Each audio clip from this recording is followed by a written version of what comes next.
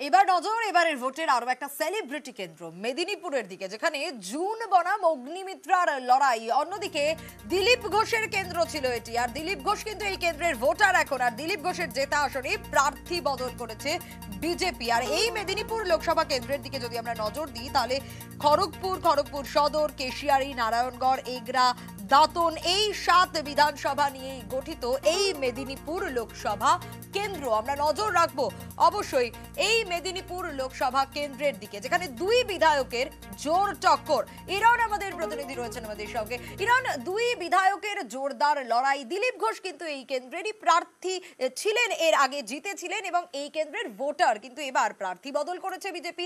একটা হাড্ডাহাড্ডি লড়াই এই সেলিব্রিটি কেন্দ্রে, এবং এই মুহূর্তের ছবিটা তো জানতে চাইবই, কারণ আধ ঘন্টা পেরিয়ে গেছে, নিশ্চয়ই ভোটারদের লম্বা লাইন।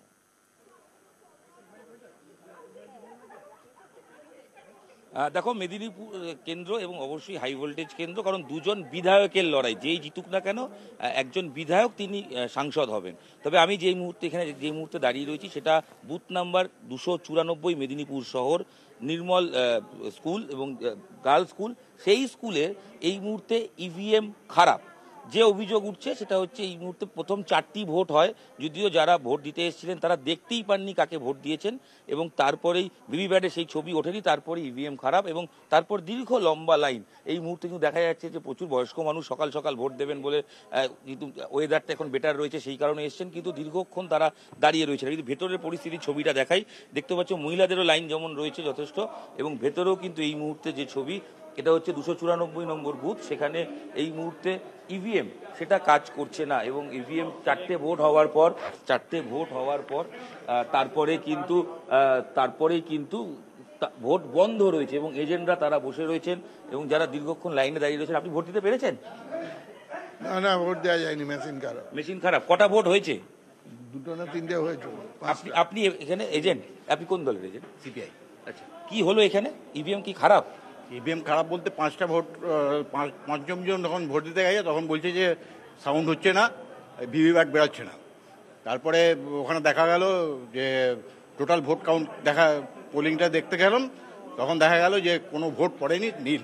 তারপরে প্রথম যে 4টে ভোট হলো, সেই 4টে ভোট তাহলে সেই 4টে হলো না। না, তো সেই ক্ষেত্রে তাদেরকে জানানো বা নিয়ে সেটা ইলেকশন কমিশন বুঝবে, সেটা ইলেকশন কমিশন যা করার করবে। এখন আগে মেশিনটা ঠিক করার কতক্ষণ বন্ধ রয়েছে ভোট গ্রহণ?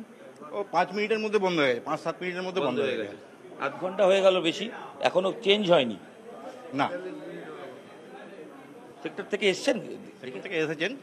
এসে দেখে চলে গেছেন, আর তারপরে আবার কি ব্যবস্থা করছে ওনারা জানেন। ঠিক, আমরা এজেন্টের সঙ্গে কথা বললাম এই মুহূর্তে, এবং যারা মহিলারা সকাল থেকে ভোট দিতে এসছেন, আপনারা ভোট দিতে এসে দেখলেন বন্ধ? শুনলাম যে বন্ধ, মেশিন খারাপ। কতক্ষণ বসবেন? দেখি কিছুক্ষণ। ঠিক, এখানে আরো কয়েকটি বুথ রয়েছে, তবে এই বুথটার ক্ষেত্রেই একমাত্র যেটা কিন্তু এই মুহূর্তে ইভিএম খারাপ হয়ে রয়েছে। এবং আমি দেখাই যদি বিভিন্ন দিকে ক্যামেরায়, যে অনেকেই কিন্তু এসে বসে রয়েছেন, কারণ সকাল সকাল ভোট দিতে এসেছিলেন, এবং মনোরম একটা ওয়েদার সেখানে দাঁড়িয়ে, কিন্তু এই মুহূর্তে ভোট গ্রহণ বন্ধ। এবং যেটা অভিযোগ উঠছে যে 4টি ভোট হয়েছে, সেই 4টি ভোট কাউন্ট হয়নি। 294 নম্বর বুথ, যে বুথ মেদিনীপুর শহরের, সেই শহরের বুথে 4টি ভোট, 4জন ভোটার ভোট দিয়ে যান, কিন্তু সেই ভোটগুলো কাউন্ট হয়নি। পরে দেখা যায় শূন্য। আবার অবশ্যই নজর থাকবে, কারণ ভোট শুরুর 5-7 মিনিটের মধ্যেই ইভিএম খারাপ হয়ে যাওয়ার ঘটনা। 4টে যে ভোট পড়েছে সেটাও নীল। বেশ, অবশ্যই নজর থাকবে পরবর্তীতে।